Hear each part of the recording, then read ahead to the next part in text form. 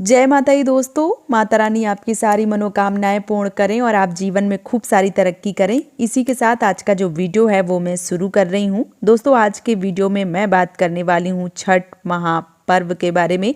जैसे कि आप सबको पता है कि छठ महापर्व जो है वो शुरू हो गया है, नहाए खाए जो है वो हो गया है। और ऐसे में बात आती है छठ पूजा के अर्घ के बारे में, शाम के अर्घ की और सुबह के अर्घ की, क्योंकि छठ पूजा में सबसे अगर विशेष कुछ है तो वो है अर्घ।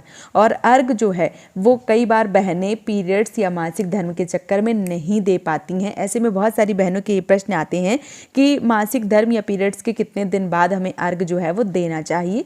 तो यहाँ पे मैं बोलना चाहूँगी कि जो नारी हैं, जो स्त्री हैं, जब रजस्वला धर्म में आती हैं तो 3 दिन के लिए नारी अशुद्धि की अवस्था में बताई गई हैं।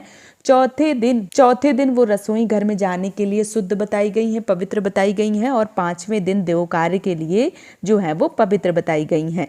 तो अगर आपके 3 दिन हो गए हैं, आपका चौथा दिन हो गया है, 5वां दिन है, तो आप जो छठी मैया हैं, क्योंकि वो माता हैं और सूर्य देव हैं, लेकिन अगर आप साफ स्वच्छ हो जाती हैं पूरी तरीके से तो आपको अर्घ जो है वो दे देना चाहिए। बहुत सारी बहनों के ये भी प्रश्न आ रहे हैं कि दीदी घर में कोई नहीं है और अगर मासिक धर्म या पीरियड से गुजरते हैं तो हम सारी तैयारी करें या ना करें। और ये भी प्रश्न आ रहा है कि अगर मान लीजिए कि पति से अर्घ दिलवाएं तो क्या पति को व्रत रखना चाहिए। तो देखिए, पति को व्रत रखने की कोई भी आवश्यकता नहीं है। अगर वो रखना चाहते हैं, उनकी मर्जी है, तो वो आप रख सकते हैं, लेकिन सिर्फ अर्घ देने के लिए व्रत करना ये जरूरी नहीं है।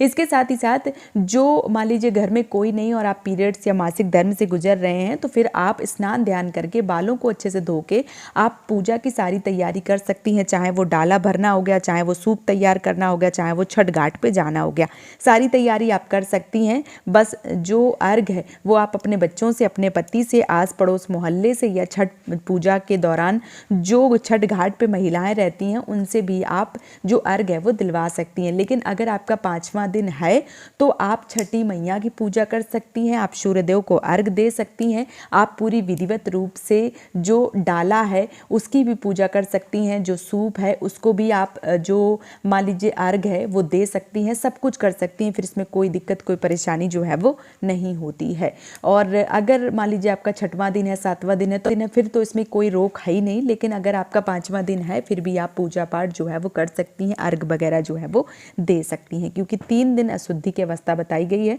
चौथे दिन रसोई घर में जा सकती हैं, पूजा का प्रसाद बना सकती हैं, कोई दिक्कत नहीं है। और 5वें दिन आप जो देव कार्य के लिए हैं वो निर्वृत्त हैं एकदम से, तो आप अर्घ दे सकती हैं और सारी पूजा जो है वो कर सकती हैं। तो उम्मीद करती हूँ ये वीडियो आप सबके लिए काफ़ी ज़्यादा मददगार रहा होगा। अगर आप भी ऐसी कंडीशन से गुजर रही हैं तो ये वीडियो आप सबके लिए काफ़ी ज़्यादा मददगार रहा होगा।